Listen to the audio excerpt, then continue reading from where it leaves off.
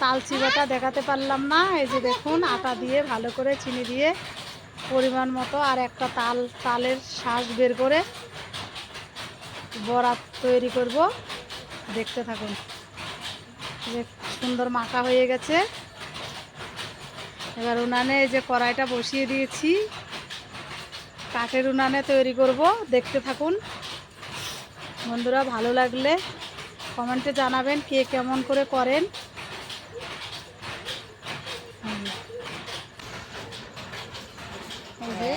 ধরে গেলে তাড়াতাড়ি হয়ে যাবে।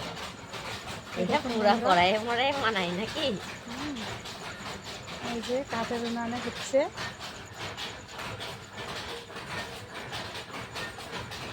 তেলটা ভালো করে গরম হয়ে থাকুক।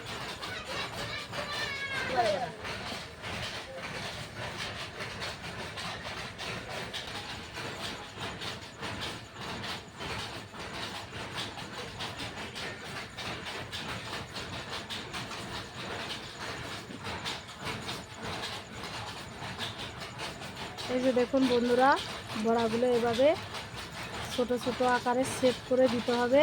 এই যে দেখুন বন্ধুরা, তালের বড়া আপনারা কে কিভাবে করেন কমেন্টে জানাবেন।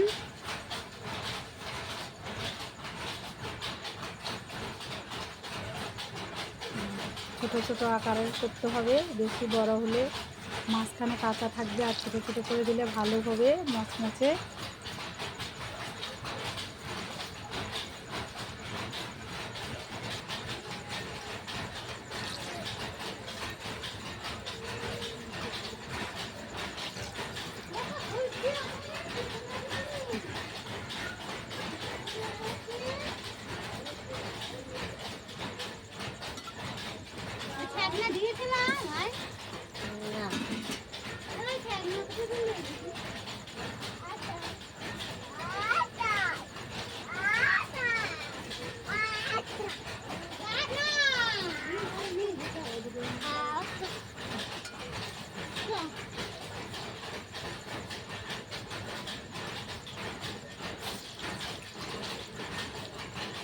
কালকে একবারই তুলা ছিল, ওটা দিয়ে দিই। এ মা, তুই জামা ভিজি। এই যে দেখুন বন্ধুরা, পুরো যতটুকু পরিমাণ মতো অতটুকু দেওয়া হয়েছে। এবার ভালো করে এপিট এপিট করে ভেজে নেবে, লাল লাল করে সুন্দর মচমচা করবে। মচমচা হয়ে যাবে বন্ধুরা। দেখুন কাঠের জালে কত সুন্দর। দেখতে থাকুন।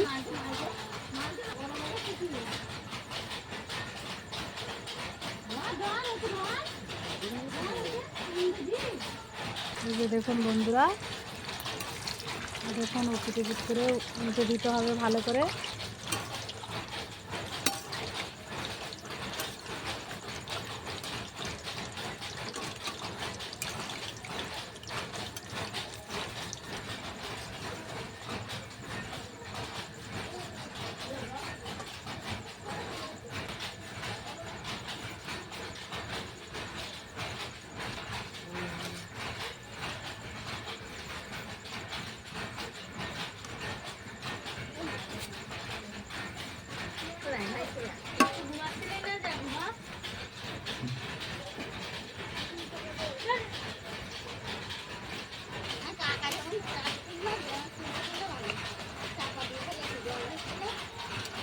আমি টেরই পাইনি, শুয়েছি আর ঘুমিয়ে গিয়েছে।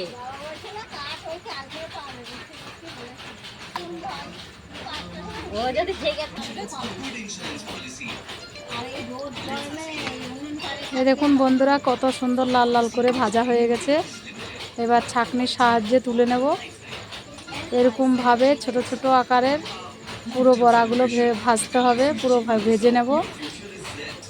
এই দেখুন কত সুন্দর লাল লাল হয়েছে। বন্ধুরা আপনারা কে কীভাবে করেন আমাকে কমেন্টে জানাবেন।